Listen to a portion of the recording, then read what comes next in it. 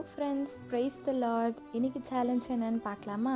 இன்றைக்கி சேலஞ்ச் என்னென்னா, B peace with all, எல்லோரோடும் சமாதானமாக இருங்கள்.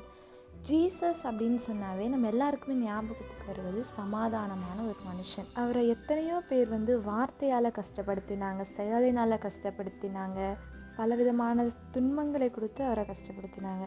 பட் அவர் எதுவுமே பேசலை, சைலண்ட்டாக இருந்தார். எஸ், அவர் ஒரு கடவுள். அவருக்கு மனுஷங்க எத்தனையோ கஷ்டம் கொடுத்தாலும், எத்தனையோ வார்த்தையினால் அவரை கஷ்டப்படுத்தினாலும் அவர் அமைதியாக இருந்ததுக்கு காரணம் அவருக்குள்ளே இருக்கிற அந்த சமாதானம். அப்போது அவர் படைத்த மனுஷங்க ஆகிய அவர் மாதிரியே இருந்தால் தான் நம்ம அவருடைய பிள்ளைகளாக இருக்க நம்மளுக்கு தகுதி இருக்கிறவர்களாக இருக்க முடியும். நம்மளையும் நம்ம கூட இருக்கிறவங்க இல்லை நம்மளை சுற்றி இருக்கிறவங்க அநேக வார்த்தையினால் நம்மளை கஷ்டப்படுத்தி இருக்கலாம், இல்லை சில பிரச்சனைகளினால் நம்ம அவங்க கூட பேசாமல் இருந்திருக்கலாம். பட் இன்றைக்கி முடிவு பண்ணுங்கள், ஆண்டவர்கிட்ட ஒப்பு கொடுங்க. ஆண்டவரை பார்த்து சொல்லுங்கள், ஆண்டவரே, இது வரைக்கும் என் லைஃப்பில் நான் யாரையாச்சும் வார்த்தையினால் இல்லை செயலினால் கஷ்டப்படுத்தியிருந்தா, யார்கிட்டையாவது பேசாமல் இருந்தால் என்னை மன்னிச்சிடுங்க ஆண்டவரேன்னு சொல்லி உங்களை நீங்கள் ஒப்பு கொடுத்து என்னையும் உங்களை போல் மாற்றுங்க ஆண்டவரேன்னு சொல்லிட்டு ஆண்டவர்கிட்ட கேளுங்க.